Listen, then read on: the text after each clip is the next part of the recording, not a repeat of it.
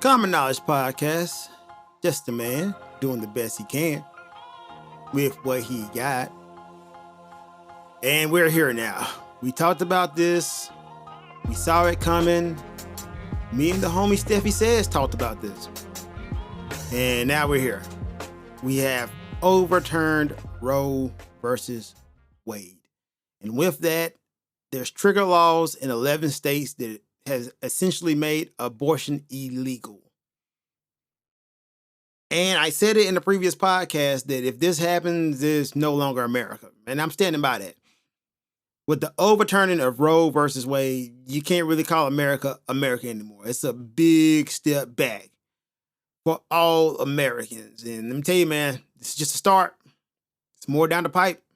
Yo, this is a minority decision, by the way. Like, a majority of Americans are actually pro-choice and think that the American citizens have the right to decide their own, well, women in particular have a right to decide what to do with their bodies, and family planning should be done with the family. However, I feel like this is a gross overreach of government. And this is basically how you get fascism, guys. When the government started telling you what you can do with your own body. And it's so weird, though, because during COVID, people were up in arms about mask mandates, and they were worried the government is going to force them to take the vaccines. And it was all about being pro-choice then. But nope. Nope. When it comes to abortion, no choice now. Oh, I'm sorry. That's kind of unfair to say it's no choice. They kicked it back to the states, which is dumb as fuck. The problem as I see it now is, man, and we've always said this is two Americas, but nope. You're going to change the name of the United States of America to the fractured states of America. We're no longer united. Like, some laws should not be up to the state. Not even laws, some rights should not be up for the states to decide. Like, some of the problems of America is we don't have enough federalized laws and federalized protections, right? So that's why you get like sketchy voter laws in different states. The rights to bear arms becomes a little sketchy because it's different in New York versus Tennessee. So I got to remember all these weird laws for each state when you could just have a standard federalized law so I know what I can carry in every state. But you don't get that. Like, in New York, I can't even carry a taser. In Tennessee, I can have an AR-15. It gets kind of crazy. And that's why you got these trigger laws in these different states with abortion, because there's no federal protections. So essentially what you got, like I always say, is 50 little countries. That's all you got now. And can I just be honest with you guys? Like, just dead ass. Laws don't really stop shit from happening. The only thing making a law banning abortion is going to do is just punish people who are getting abortions. And that's what a lot of our laws are based on. They're based on punishment as a deterrent. They're not going to stop the activity, but you're hoping to limit it because the consequences for those actions are going to be so hard or so harsh that the person doesn't want to do them, right? So you got all these anti-drug laws, but people are still doing drugs, right? You know, killing is against the law, but people are still killing. But you're just hoping that the punishment for those quote-unquote crimes are so bad that people won't do them. But when it comes to abortion, right, banning abortion isn't going to stop people from getting abortions. You got to think about this logically. There's a reason why abortion became legal, because it's a medical procedure, and whether you like it or not, this is not up for debate. Abortion is a medical procedure, right? There's like certain cases that abortion is needed to save the mother's life, which if you ban abortion, which is so goddamn short-sighted, because you ban abortion, you're basically sentencing a woman to death if she's having pregnancy complications. Also, like, how are you going to enforce that law? This is kind of like an enforceable law unless somebody's snitching or putting their nose somewhere it doesn't belong. That's why abortion has always been a privacy issue. Like, how do you know if somebody was getting an abortion? The only way you'll know somebody's getting an abortion is if you're sticking your nose somewhere it didn't belong. And what if my wife has a miscarriage? who's going to investigate if that miscarriage was an abortion? Now think about it. If something occurs in my wife and we're having a kid and something happens and we lose the child, is there going to be a special investigator to come find out was that abortion or something maliciously done to abort that pregnancy? How are you going to enforce that? And who's going to do that? And we're already talking about the police have too much on their plate. They have to do too much. Now they got to investigate whether an unborn child was like aborted intentionally. So like during a woman's most vulnerable time, if she did lose a child, I got to get some investigators to come pop up and say, hey man, how was this child? How was this pregnancy aborted? I need you to give me details. Come on, bro. How did that look? That's literally the only way you would know. But what's going to happen with these damn laws is you're going to see a lot of women dying. Like dead ass. That's going to be the repercussions of this law. A lot of women are going to die. That's what it is, man. Because of this short-sighted law. But like I said, it didn't stop abortion, man. It's not going to stop abortion. It's going to go back to having back alleys, or people are going to have to spend more money to go to a quote-unquote liberal state where abortion rights are still available. But the sad thing is, you know that the movement that went to ban abortion in the states right now, they're not going to stop here. Now, because you got a conservative majority on the Supreme Court, people are going to go in and try to just overturn abortion in general and making it a federal ban. That's the next move. And Republicans were smart about this, man. Like, they've been working on this since I've been alive, for sure. Like, I remember this since I've been politically aware in the 90s during Clinton. There was a concerted effort for conservatives as a litmus test to ban abortion. And honestly, if you do the research on this, abortion came because at first the conservatives were segregationists, which so sad, but everything leads back to racism in America. But at first, everybody was segregationists in the conservative party. They were like the evangelicals, they were strong segregationists. Then when the homie Jerry Falwell found out that was a losing cause, they switched to abortion as a litmus test to be a conservative, because political parties always got these goddamn litmus tests. And this is one of the dumber ones, dude. So I honestly don't want to spend too much time talking about this, but I just want to say this is a sad day in America. Very, very sad day. It's also a slippery slope. And I keep telling y'all, man, this is going to be the blueprint for these folks to take away y'all guns. Like almost every argument you can make for abortion and like taking away the right for abortion, you can make for taking away people's guns. Are you going to say, okay, abortion is killing people? Well, so is a gun. The right to bear arms to kill people. What did it start regulating how many guns you have? You're going to be like, that's a privacy issue. Well, so is abortion.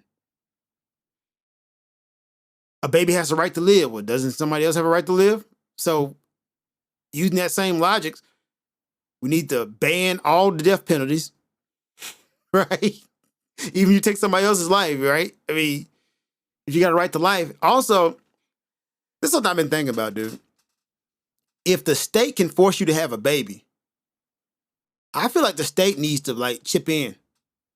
If you're telling me I don't have the right to choose to have a baby or to do family planning, and I know I'm not financially able to have a baby right now, but the state is forcing me to have it, and you don't have like adequate access to contraception, Plan B pills, or abortion, I feel like the state needs to pitch in some money then. I really do. I really do. Now, some of y'all are going to say, well, you should have thought about that before you had sex. Listen to yourself, guys. Just listen to yourself. That's stupid. That's dumb as hell. And let me just make one last point on this, because as Americans, there's something that we do. We look at other countries and we otherize them and talk about their culture, and we talk about them like they're savages and they're so archaic and they're back in the yesteryear. And we do that with our Muslim brothers and sisters all the time when we talk about Sharia law. And what is Sharia law? It is basically a religious system taking over the government.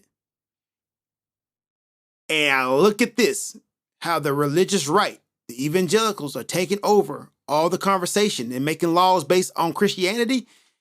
And I got to ask the question, what's the difference between Sharia law and what y'all trying to do here now? Honest question.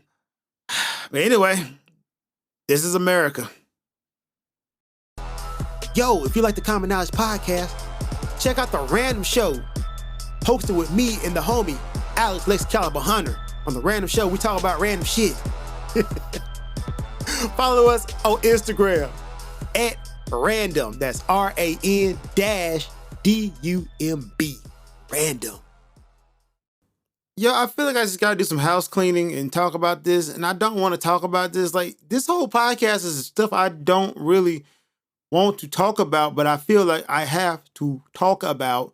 And next on the list is the January 6th committee. And I'm really going to make this short because this needs to be a short one. And the short answer is Trump did it. It's worse than we thought. And I need to know who's going to jail. That's it, man. The short answer is that the far right duped the middle right and had these folks believing that the election was illegitimate, and it wasn't. Trump knew that he lost. Everybody in his camp knew that he lost. These folks stayed up and thought of a way to try to overthrow the U.S. government. And they would have got away with it too. It wasn't for those pesky kids. And those pesky kids being well thought out Republicans who was like, yo, man, I'll do anything for love, but I won't do that. Like, literally Republicans who voted for the president stopped the president from overthrowing the U.S. government, which is kind of a miraculous story, man. You got like unsung heroes in this. And one thing I think this January 6th committee is doing very well is they're highlighting that it was Republicans that stopped Republicans in this. So that is something that I guess you can take away from this, that people took their oath to protect the U.S. Constitution seriously. But what we thought happened. And that's the nut of it. What we thought happened. Rudy Giuliani is pretty much a wing nut. Matter of fact, I remember like black folks in New York saying this when he was the mayor, like, dude is on some other ish. And now everybody else finally like coming around to the party, which y'all need to start listening to black folks, man. Like, seriously, y'all really need to start taking black folks serious. But I don't really want to spend too much time talking about this because we all know, and one bad thing about this is the folks who really need to be seeing this, they're not seeing this. Fox News is not even showing the January 6th hearings on their main channel. So this is one thing. The folks who really need to hear this are not getting this information. Part of America is still in the bubble. But one thing I do want to highlight that we all rail against, we talk about, but actually saved America, and that is bureaucracy. That's right. Bureaucracy saved America. This is why we still have America right now. Good old bureaucracy. We talk about it. We all hate it. And I myself talk about it too. Like, oh man, it's too much damn red tape. You got to go through this department, to go to this department, to go to this department. But that's the only thing that saved America. And I will give the founding fathers this. Right? I do not believe that the Constitution was divinely written by God and the forefathers were flawed individuals who are full of contradictions. But one thing good about the U.S. government is you got to go through this department, to go to that department, to go to this department, to get approval, to go to the next department. And all those departments got to go to somebody higher up. So what that does essentially is make it hard to have conspiracies and keep the truth away from the people. Like, you can classify stuff, but eventually it's going to come out because you have all those channels to go through, right? In good old Minnesotan democracy, you got to have checks and balances. And if it wasn't for that, dog, Trump still be president right now. Trump would still be president. The way the U.S. government is set up, man, somebody got to snitch on somebody. And it goes through so many damn channels that it's hard to keep a secret. Now, does the U.S. government keep secret from the people? Yes. I'm talking about the inner workings of the government. It's so many damn channels that shit has to go through that everybody got to be in on the conspiracy for it to work. And everybody ain't going to be able to agree on a lot of things. And I think we give the U.S. government a little too much credit, man. Y'all think the U.S. government is all seeing and all knowing. And shout out to Edward Snowden for telling us what they're doing. But the thing is, man, you got a lot of people inside the government who just ain't going for that stuff. And that's what you saw with the January 6th committee, which, like I said, I'm not going to go over the ins and outs of it. Watch it yourself. But I just think it's great that bureaucracy saved the government as we know it. Because one thing this is highlighting, like past Trump doing it, and we know Trump did it, is a lot of this is just based on the honor system. You remember when Trump was like, I can shoot somebody on Times Square in public and get away with it? Yeah, he wasn't actually lying when he was the president. He could have shot somebody and got away with it because they're standing precedents that you can't convict a sitting president. And maybe we need to change that, right? A lot of the U.S. government law, especially for the presidency, was just like, yo, don't do it because it's bad. There's no safeguards for the executive branch. And truth be told, man, the legislative branch have given up so much power to the executive branch. I don't know if you can get that back. But Trump showed a hole in the system. And the hole was like, well, fuck it, how are you going to stop me? Like, his question was, is there a law saying I can't do it? Well, no, this is against the standards and norms, and nobody has done this before. But are you saying I can't do it? Well, no, it's frowned upon. But are you saying I can't do it? And if I do it, what's the consequences behind it? Well, we don't know, Mr. President, because nobody's ever done it because it's against the norm. Well, I'm going to try it and see what happens. And that's where you get this kerfuffle we're in now, because there's not enough checks and balances on the executive branch. But yeah, shout out to bureaucracy for saving the government, because that's literally what happened. So I think the goal of this January 6th committee should be to make some more reforms to safeguard American democracy, because we got some holes in the system that we need to patch up. And that's not saying anything bad about America. It's just that, sometimes you don't know what your flaws are until somebody exposes them. So right now we're seeing some weaknesses, some cracks in the foundation, and we need to patch them up. And that should be the goal from this. So after all this is over, man, like, legislation needs to pass to take some of the power away from the president. And like, honestly, you want to be honest, what needs to happen is we need to detach, like, the Justice Department all the way from the executive branch. Like, I don't even think the president should be allowed to pick an attorney general anymore. I really don't. Like, the way Trump ran through attorney generals, and we had to depend on those guys, like even the homie Jeff Sessions, we got to depend on Jeff Sessions. And what was the other homie who's actually in on everything, but at the very last minute, dipped out? What was the dude's name? Was it Bill Barr? Yeah. I don't want to have to depend on that guy. I need some defined laws saying what you can and can't do. And one thing you can do is get rid of the Electoral College. Like, what should have been done a long time ago. Matter of fact, during Bush v. Gore, we should have abolished the Electoral College. If you got rid of that, that would have saved a lot of this headache off top, which, do your history on Electoral College. That's an offshoot of slavery, which everything seems to come back to racism. All our flaws, I'm telling you, man, like, y'all hate to hear it, but most of the flaws in America comes down to racism. Yep. You need to abolish the Electoral College, and maybe this committee can get to that. Which I think they stated, it shouldn't be to lock up anybody, because Congress ain't got that power. That's the Justice Department, which I know they're running investigations. And honestly, you asking my personal opinion, I think they're already running independent investigations, and they're going to have to lock somebody up. If somebody don't get locked up after this, then yeah, you're going to have to throw away the whole concept of justice. And just admit that there's too two forms of justice for regular people and then people of power. And you're going to kind of have to say, like, yeah, well, I'll say people of power. It's not really a race thing because even in the January 6th riots, they're going after the low-level people, which I guess you can make the argument you got to work from the bottom up, but they definitely went after all the folks who stormed the Capitol, the people who were duped.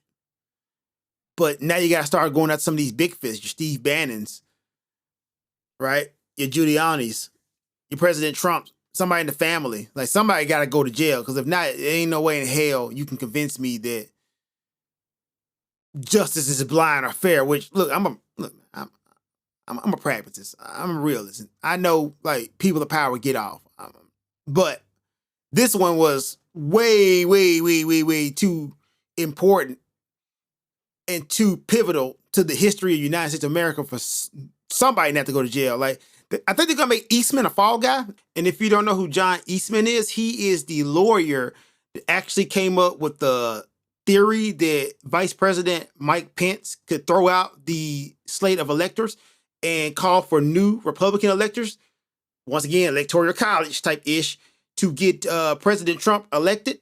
That is the guy who came up with the document and the theory behind that. And it seems like they're going to make Dude the fall guy. And Dude was in the Department of Justice, and he almost was made Attorney General. I think he was an environmental lawyer who never did any kind of criminal prosecution. But that was the guy President Trump almost put in charge. In this January 6th hearing, they're making John Eastman the fall guy. I think the Justice Department just raided his house. So somebody's going to be the fall guy on this. Whether it's President Trump or not, I don't know. And I think the goal may be just be to damage him so much that he won't get the nomination for 2024, which I ain't gonna lie. You can go to a previous podcast. I said this. I don't think President Trump was ever going to run anyway. And if he does try to run, he's not going to win. DeSantis is who y'all need to really worry about. Like, governor of Florida, that's the number one guy. As I sit now looking at the possible Republican candidates for president, DeSantis. And I ain't gonna lie, man, he damn near may win because I don't see nobody strong enough on the Democratic side to beat him. And Bernie Sanders is like, what, 153? And honestly, Joe Biden ain't looking too good right now. And yeah, shout out to Bureaucracy. Yay. And Dude got voted for because of Trump. Like, people were really like, we can't have Trump in office anymore, so I vote for anybody. But you're not going to have that cover anymore. So Dude may be out of here, like dead ass, and you may get a DeSantis. But my point is, I don't think that the January 6th committee is trying to lock up anybody. They're just trying to, like, damage everybody for the upcoming midterms and to try to stop Trump from running. So, I don't know, man. It'd be, like, interesting to see what happens. Yo, DJ L-Spade here. Asking y'all, take a second after you listen to my podcast and go check out my new album, L-Spadia 2. Got over 200,000 streams on Spotify and over 100,000 streams on Apple Music right now. I think you'll like it. Check it out. Tell me what you think about it. Hit me up on Instagram at DJ L-Spade. Follow me on Facebook at DJ L-Spade. Follow me on Twitter. I bet you can guess. At DJ L-Spade. Peace. Random hypothetical. If you could heal every disease in the world, but you had to kill one innocent child, would you do it? All the diseases go away. Matter of fact, I ain't gonna say all diseases. I'm gonna say AIDS and cancer goes away if you kill one innocent child. Would you do it? Only AIDS and cancer? Only AIDS and cancer. One innocent child? Yeah, I mean, the clap's still gonna be around. Gonorrhea, which is a clap. Can't be raw dogging. I mean, yeah. Depends. But no more AIDS, no more cancer. You just got to kill one innocent kid. I want to say AIDS and cancer aren't as big of a deal as they used to be, because they're trial testing a cure for AIDS right now. True story. They You are. know? Yeah. There are different kinds of cancer. There Some are. will still fuck you up. Yeah, right. And then others are like, It's so many cancers. That's the thing, though. Like, So you ball mean all cancer. cancers? Yeah, all cancer. Every kind of cancer. All cancer is gone. No more booty checks. No. Well, you probably still should do that because it could be something else wrong with your prostate, right? Fair enough. But I mean, look. Do I know the child? yes. Why not? Yes. So it's a child that I know. Child that you know, you gotta go ahead and off him, So I'm. and you're gonna kill AIDS and cancer forever. Would you do it? Would you do it? What's my relationship with the child? Do they trust me? Am I like an uncle figure Yes, yeah, you uncle. or a sensei? Yes, your Uncle Sage of Stone. Uncle Sage of Stone. Yeah, you were like, Look. maybe all it's right. a little Japanese boy. He looks up to you, Yeah. and y'all been playing together, Yeah. and he's the one you gotta kill. Yeah. But all diseases gonna be gone. But all AIDS and cancer gonna be gone. Look, man. I'm gonna say. Nah, I wouldn't kill him because here's the thing. Now, I might have a different opinion tomorrow, but here's the day. Here's the thing. I think a lot of the problems that we have as humans are because we don't know how to live on this planet. We crowd, which spreads disease. We live in these packed cities. We take away nature, which what is it? Zoological diseases? Is that what they're called? I don't know. It's when a disease jumps from an animal to humans. Oh, yeah, cross species. Yeah. Yeah. Mhm. So a lot of that we bring upon ourselves because we don't know when to fucking stop. And one of the things that really bothers me is the hypocrisy inherent in the way that we inhabit the world. Oh, there's too many deers. All right, gotta go kill them. There's too many coyotes. Gotta go kill them. Too many wolves. Gotta go kill them. But we never stop reproducing. So I'm going to say let the diseases ride because we kind of brought it upon ourselves with all the fuck shit that we do. So I wouldn't kill the little boy that trusts me and looks up to me and I'm Uncle Sage of Stone. I wouldn't do it because we're kind of just reaping our own fruits at this point. I agree, man. I wouldn't kill the boy either. Like, because if, say you cure AIDS, cancer, or even all the diseases, and now something else going to pop up later. Yeah. So it's like, yo, is that like, nah, dude. It's like, yo, I do feel like the earth is defending itself. If you look at the earth as a human entity, not a human entity, but a living thing, you got something killing and destroying it, you're going to kill that. Because I feel like we could be like healthy bacteria almost if we just was a good steward of the earth. But we're not. So, nah, I wouldn't kill the boy either, man. Nah, let these diseases rise. Be more careful out here in these streets. Yeah. But what would you do? Would you kill that boy? To cure cancer, AIDS? Watch him breathe his last breath. Look him in the eye and be like, it's for the better good of the world. See the betrayal in his eyes. Could you do that? I could. Yeah, I could if I would like. I could do it, but nah, I'm not gonna do that. I could do a lot of shit that I'm not gonna do. It's got awkward to say it like I could do it. What do you think I could kill you, Mark? You don't think I would? You don't think I would, Marcus? Huh? Like, I could do it. We could kill somebody. But we're not.